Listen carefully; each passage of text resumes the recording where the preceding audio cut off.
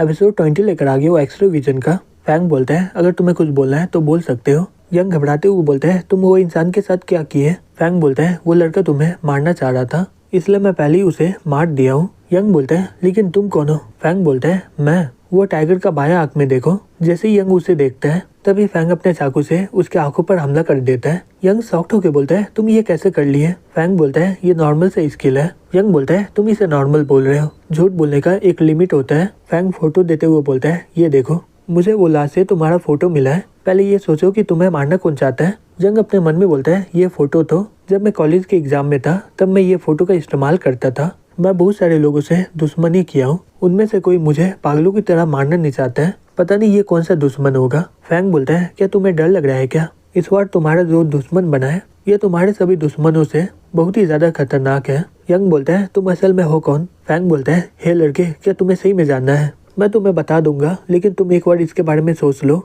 जब तुम्हें इसके बारे में पता चल गया तो तुम्हें एक चीज अपनाना ही पड़ेगा, अगर नहीं किए तो मैं तुम्हें यहीं पर मार डालूंगा। यंग बोलता है मुझे क्या अपनाना पड़ेगा? फैंग बोलता है सही बोलूं तो ये तुम्हारे लिए बहुत ही बढ़िया होगा। मैं चाहता हूँ कि तुम मेरा डिसाइबल बन जाओ और मेरा लीगेसी को आगे बढ़ाओ। यंग अपने मन में बोलता है ये फैंग का स्किल सही में बहुत ही बढ़िया है और ये मुझे अपना डिसाइबल बनाना चाह रहा है। अगर मैं राजी हो गया तो ये मेरे लिए बहुत ही बढ़िया बेनिफिट होगा। फिर वो बोलता है ठीक है मैं इसके लिए राजी हूँ। फैंग बोलता है ठीक है मैं तुम्हें सब कुछ बताता हूँ। ये दुनिया में एक ऐसा ग्रुप है जहाँ पर बहुत ही स्पेशल लोग हैं, तो तुम इसे एक कम्युनिटी भी बोल सकते हो जहाँ पर प्रोफेशनल किलर होता है। पहले के समय में मैं उन लोगों में से फेमस हुआ करता था और वो लोग मुझे किंग ऑफ एसेसिन बोलते थे। यंग बोलता है क्या एसेसिन का किंग? मैं दूसरे लोगों से बहुत ही ज्यादा अलग हूँ। वो सभी लोग एक ग्रुप में काम करते हैं लेकिन मैं अकेले ही काम करता हूँ। मेरा जो मास्टर था वो भी पहले किंग ऑफ एसेसिन हुआ करते थे, फिर उसके बाद मैं उसके नाम को आगे बढ़ा रहा हूँ। पिछले 100 सालों में कोई भी मुझे एक बार भी हरा नहीं पाया है। वो लोग को मेरे बारे में कुछ भी पता नहीं है, यहाँ तक कि वो लोग मेरा चेहरा भी जानते नहीं है। इंटरनेशनल पुलिस से बचने के लिए मैं जेल में बंद हो गया था और पिछले 7 सालों से मैं वहीं पर बंद था, फिर तुम मुझे बचा के वहाँ से बाहर निकाल दिए हो। मैं पहले कुछ डिसाइबल को एक्सेप्ट कर लिया हूँ। तुम वो आदमी से मिले हो, उसका नाम डोंग है, लेकिन उसका दिल का कंडीशन बहुत ही ज्यादा सीरियस है, इसलिए वो किलर के लिए सही नहीं रहेगा।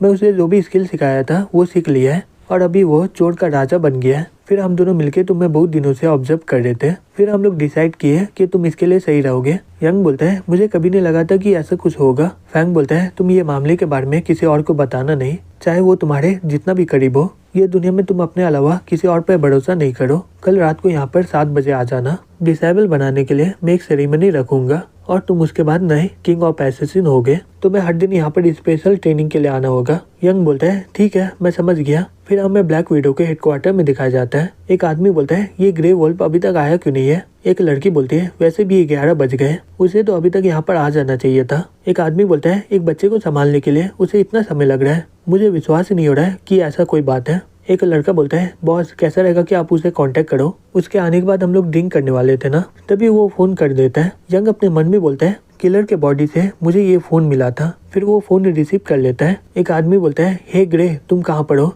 ये सुनकर यंग फोन को काट देता है और अपने मन में बोलता है लग रहा है कि वो किलर का नाम ग्रे वुल्फ था, तो ये कोई ऑर्गेनाइजेशन का पार्ट होगा। मुझे जल्दी से पता करना होगा कि ये लोग कौन है। दूसरी तरफ एक आदमी बोलता है रुको ये फोन क्यों काट दिया? एक आदमी बोलता है बॉस क्या हो गया? बॉस बोलता है जो फोन उठाया था वो कुछ बोल ही नहीं रहा है। वो लड़की बोलती है वो कुछ बोल नहीं रहा है, क्या ग्रे वुल्फ को कुछ हुआ है क्या? बॉस बोलता है मुझे विश्वास नहीं हो रहा है कि वो एक बच्चे को पकड़ नहीं पाया है। वो लड़की बोलती है हमें इसके ऊपर और भी इन्वेस्टिगेट करना चाहिए। लग रहा है कि हम लोग कुछ दिनों से बहुत ही ज्यादा एक्टिव है, हम लोग किसी के नजर में आ गए हैं तो कैसा रहेगा कि कुछ दिनों के लिए कोई काम न ले।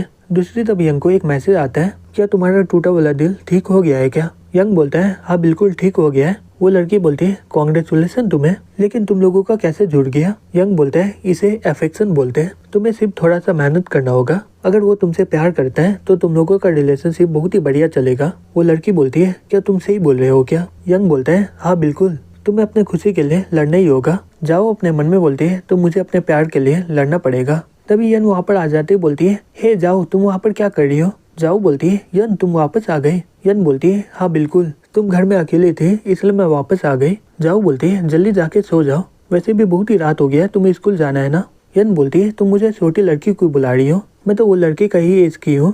जाओ शर्माते हुए बोलती है मेरे और यंग के बीच कुछ भी नहीं है। यन बोलती है मैं तो उसके बारे में बात नहीं कर रही थी, तो वो लड़का का नाम यंग है ना। जाओ बोलती है क्या हो गया। यन बोलती है कुछ नहीं। फिर वो अपने मन में बोलती है जाओ मेरा बहुत ही ज्यादा ध्यान रखती है, मैं इसे रोता हुआ नहीं देख सकती हूँ। जाओ बोलती है तुम तो एक ही स्कूल में हो ना, क्या तुम मुझसे पहले मिली हो क्या। यन बोलती है नहीं बिल्कुल नहीं, हम लोग सेम कैंपस में नहीं है, अगर नया कैंपस बना तो हम लोग एक ही डिपार्टमेंट में आ पाएंगे। जाओ बोलती है हाँ बात तुम्हारा सही है, लेकिन किसे पता कि आगे चलकर वो तुम्हारा क्लासमेट बन जाए। यन बोलती है तुम बोलना क्या चाहती हो। फिर हमें अगले दिन दिखाया जाता है एक लड़का बोलता है आज शाम को स्कूल के बाद मैं तुम लोगों को खाना खिलाऊंगा, क्योंकि मैं ये क्लास का प्रेसिडेंट बन गया हूँ और तुम लोगों का शुक्रिया मुझे सपोर्ट करने के लिए। ये सुन के वहाँ के सभी लोग बहुत ही ज्यादा खुश हो जाते हैं। यंग वहाँ से जाने लगता है, तभी वो लड़का बोलता है हे रुक जाओ, क्या तुम सुने नहीं कि मैं पूरे क्लास को ट्रीट दूंगा। यंग बोलता है आज मुझे गर्लफ्रेंड के साथ डेट में जाना है, इसलिए मैं जा नहीं पाऊंगा। तभी सुन बोलता है क्या तुम जाओगे नहीं।